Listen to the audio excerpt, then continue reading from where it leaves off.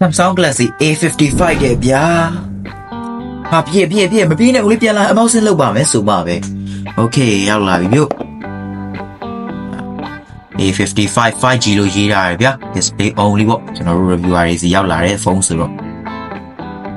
ဒါဆိုလို့ရှိရင်ကျွန်တော်တို့ဒါနဲ့စဖောက်ကြရအောင်ဗျာအဲ့တော့နောက်ပါမှာတော့ plastic ထပ်ထားတယ်ပြင်အောက်မှာကျွန်တော်တို့ဒီစက်ကူနဲ့ဖွားမယ်ပေါ့ဒါနဲ့ရင်ဖြစ်မယ်Okay လက်နဲ့ဆွဲခါမယ်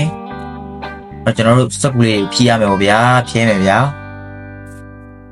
ဖြဲမယ်ဖုန်းကတော့ခဏထားအောင်မယ်အဲမှာတော့ကျွန်တော်တို့ဒါသူရဲ့အာသင်ဂျိုးလေးပါမယ်ဗျာအာသင်ဂျိုးကတော့ C2C တော့ဖုန်းကြည့်ကြရအောင်ဘေးပေါင်ကြည့်လိုက်တာနဲ့တော်တော်လေးမိုက်တယ်ဘေးပေါင်ကအရင်ကဆိုင်လို့ရှိရင်လုံးဝဒါ main selling point ဖြစ်ခဲ့ရဲ့အချက်တစ်ချက်ပေါ့နော်ဒါ metal frame နဲ့ဖြစ်သွားတယ်ဆိုင်ရတော့ share ပဲဗျာ